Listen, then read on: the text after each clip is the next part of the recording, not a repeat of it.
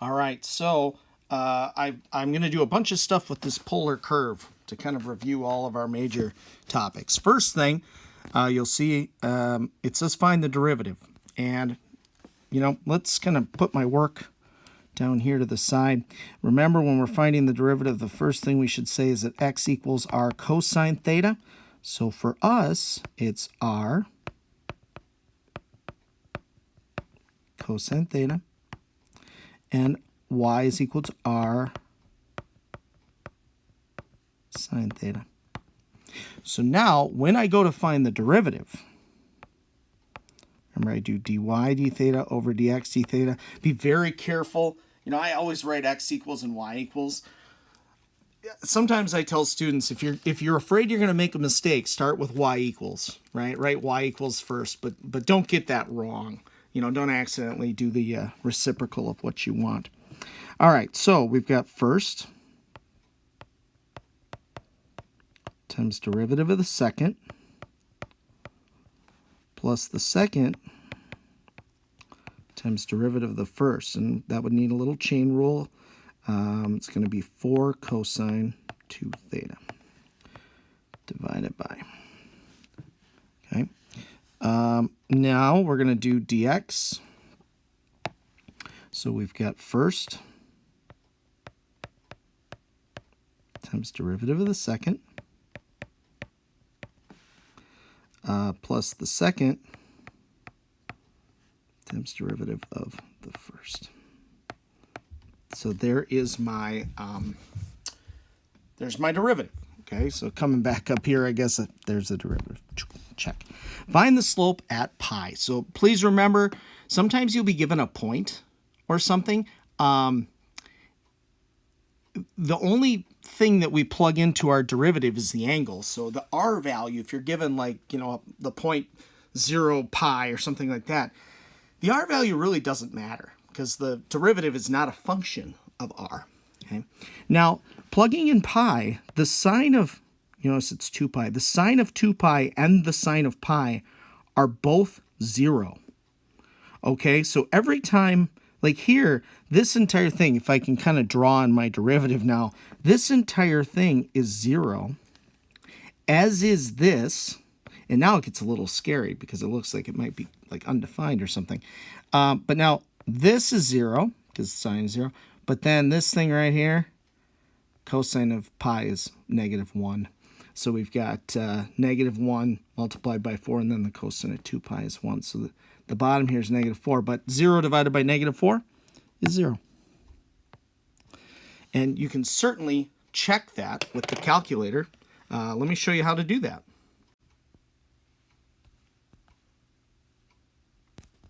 If you have your graph, you can go to the trace the second calc button, and you have some options: value, dy dx, dr d theta.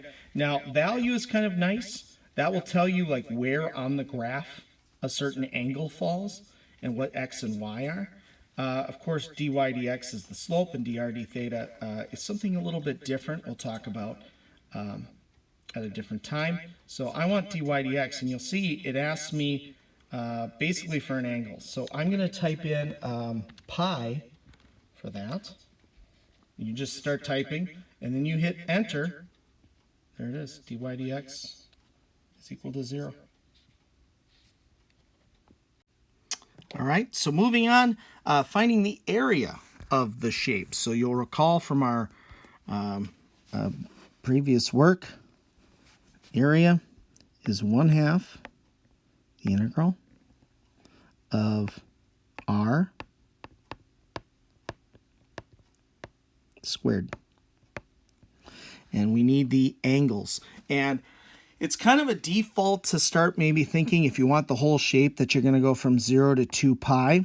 But let me remind you that it's nice to check that.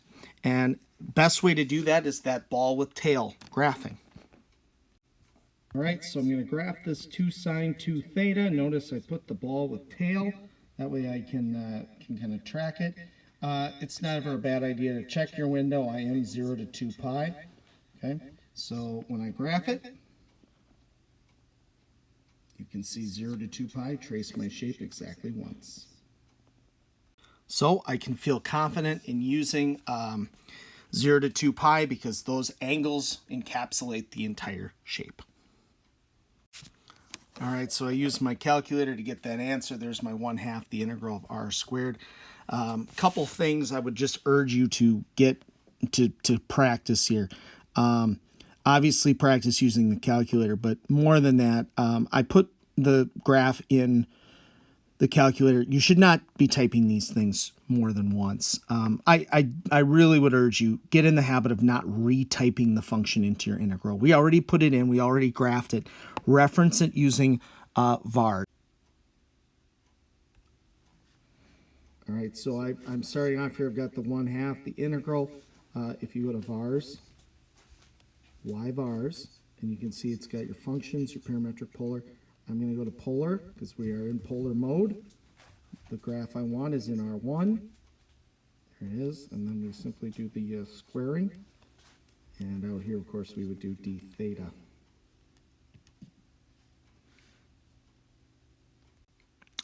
All right. So then how would you figure out where the slope of the curve is 0? How would you figure out where it is undefined?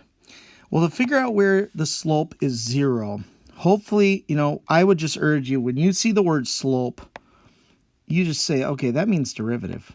That means the derivative is 0. Right? Those words are interchangeable in calculus, slope and derivative. And on the EP exam, I always tell students, when you see the word slope, you could even cross it out and write dy dx. So to make a derivative 0, the way to do that is really, for us, with a fraction, we needed this to be 0. We needed the top. We needed dy to be 0. Okay? So specifically, of course, dy d theta to be 0. So to make something undefined, to make the derivative undefined, of course, now we're talking about dividing by 0. So that's dx d theta has to be 0 at the bottom. Now, how would you figure out where that actually happens? Well, this, I don't want to maybe get into the whole thing about where these occur, but what I wanted to point out is it's not that hard to think to yourself, okay, I need to make this numerator 0, or in the case of undefined, the denominator. However, solving this is ugly, and you don't have to solve this by hand. You aren't expected to. You would not be able to solve that by hand. But you're in polar mode, and solving this by hand would be ugly. And we saw when we went into to find the derivative, there aren't a lot of options for solving in polar mode. So instead, what we should do is go back into function mode and type these two in, maybe like one at a time, like put this in y1 and simply graph it. And from 0 to 2 pi, and see when it touches 0. And then we should do the same for dx. So I want you to be thinking about that. I don't need to necessarily go into solving that right now. But again, when you're asked to kind of solve for an angle or something like that, you really can't do that on your calculator, especially when it's ugly. You can't do it, in polar mode on your calculator. So I would go to function mode and type those in. So you can see I've done that. I put the numerator in y1, the denominator in y2, and that way. And again, it's in function mode, so I had to use x's instead of thetas. So in a way, you got to think to yourself, all right, so every time I solve for an x, that will in turn solve for theta. And then you can simply graph, in this case, the black function, the red function, and use the function mode or the calc mode to figure out where those things are 0. So you can see I've done that here. I've graphed those two, and I figured out, where are they. So again, the black one was, each of these would isolate where there's a horizontal tangent. The red would isolate where it's vertical or the slope is undefined. So I would then use the calculator, do the calc, find the zeros, find those, and those would be my thetas.